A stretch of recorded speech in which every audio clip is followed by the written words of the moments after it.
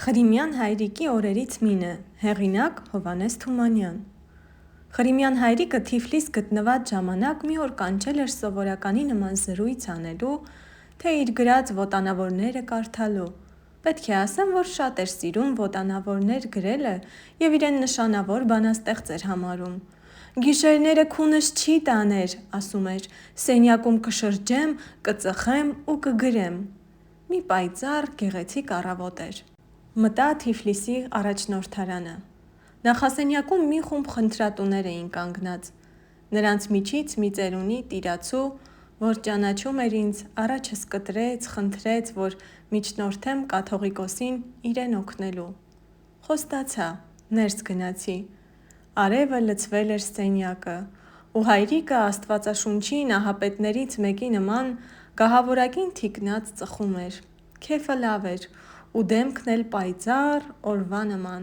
Չգիտեմ ինչու քեֆի լավ ժամանակները նա սիրում էր ետ դառնալ, խոսել իր երիտասարդ ժամանակից, անցած օրերից, վարագա կյանքից, սիրուն, սրտաշարժ պատմություններ էր անում զանազան մարդկանցից, որոնցից ոչ մեկից ես ոչ մի տեղեկություն չունեի։ Ես ինչքան ձանձրույթով էի լսում նրա ոտանավորները, այնքան և ավելի հետաքրքրությամբ լսում էի նրա տաղանդավոր զրույցները։ Պատմում էր, պատմում ու վերջը տխրությամբ ավելացնում. «Ով գիտի, հիմա մեռել են ամենքը»։ Բայց ավելի շատ ծիծաղաշարժ բաներ էր պատմում ու այնպես դուրեկան, այնպես սրտալի ծիծաղում, որ միայն հայրիկին էր հատուկ։ Այն օրը, որ ասում եմ, շատ զվարթ տրամադրություն ուներ։ Նա առհասարակ շատ էր բաց պահում իր դուռը։ Քիչ կպատահեր, որ մարդու մերժեր, ներս չթողներ։ Պատվիրել էր, որ խնդրատուներին ներս թողնեին առանց արգելքի։ Խոսելու ժամանակ մին էլ տեսանք, մի փոքրիկ, այսպես 10-11 տարեկան գիմնազիստ ներս մտավ, գլուխն արագ տմբացրեց, չարաճճի գլուխ տվեց ու դիք կանգնեց դռան տակին։ Հայրիկի քեֆն ավելի բացվեց։ «Օհ, բարով եկար», ասավ, «ինչ կուզես»։ «Հայրիկ, ինձ ուսումնարանից դուրս են անում»։ «Քեզի ուսումնարանեն դուրս կանեն»։ «Այո, հայրիկ»։ «Ինչպես կարելի է, որ քեզի դուրս անեն»։ «Դուրս են անում, հայրիկ»։ «Ո՞վ է դուրս անում»։ «Դիրեկտորը»։ «Ինչու»։ «Ասում է փողը բեր»։ Դու ալ չունի՞ս»։ «Չէ, հայրիկ, իմ հայրը մեռած է, մայրս»։ Երեխան սկսեց իր պատմությունը։ «Մոտ եկ տեսնեմ»։ Երեխան մոտեցավ։ Հետո լավ կսորվի՞ս դասերդ»։ «Լավ եմ սովորում, հայրիկ»։ Եվ երեխան նորից սկսեց մի պատմություն, թե ինքն ինչ առարկայից ինչ է ստացել և այլն։ «Լավ, դու ալ հայրիկի պես շատախոս եղեր ես, հապա չսիր, որ երթամ հայրիկին կսեմ»։ «Ասացի, հայրիկ»։ «Լավըրեր ես, ինչքան կուզեն»։ «Չեմ հիշում, ինչքան», ասավ երեխան։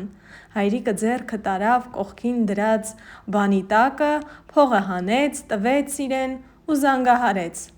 Ներս մտավ վարդապետը։ «Ծո, տարեք, նշանակեցեք, որ ասոր ուսման վճարը հայրիկը պիտի տա, որ դիրեկտոր ալ չարձակի ուսումնարանեն»։ Սրան տարան, ներս մտավ մի գաղթական կին, սևերում փաթաթված։ «Հայրիկ, ամուսինս սպանվեց կոտորածին, 5 երեխայով մնացել եմ դռները»։ «Հա, խեղճ կին, այնպես ժամանակներ են, որ տղամարդիկ ալ հազիվ իրենց տունը կպահեն, դու մի խեղճ կնիկ, ինչպես պիտի պահես ատքան երեխաները»։ Կրկին ձեռքը տարավ կողքին դրած բանի տակը, հանեց սրան էլ փող տվեց, ճամփա դրավ։ Ներս մտավ իմ ծանոթ ծերունի տիրացուն։ «Հայրիկ, 40 տարի Սուրբ Մինասի եկեղեցում, Սուրբ տաճարում ծառայել եմ Աստծուն, այժմ քաղցած եմ»։ «Անխելք մարդ», ընդհատեց հայրիկը, «քեզի ով ըսավ 40 տարի Աստծուն ծառայես, որ այսօր քաղցած մնաս, 40 տարի եթե մի վաճառականի ծառայեիր, այսօր կուշտ պիտի ըլլայիր»։ Ու սկսեց ծիծաղել։ Աղեք կհոգանք։ Կրկին ձեռքը տարավ կողքի բանի տակից փող հանեց, տվեց իրեն ու զանգահարեց։ Եկան։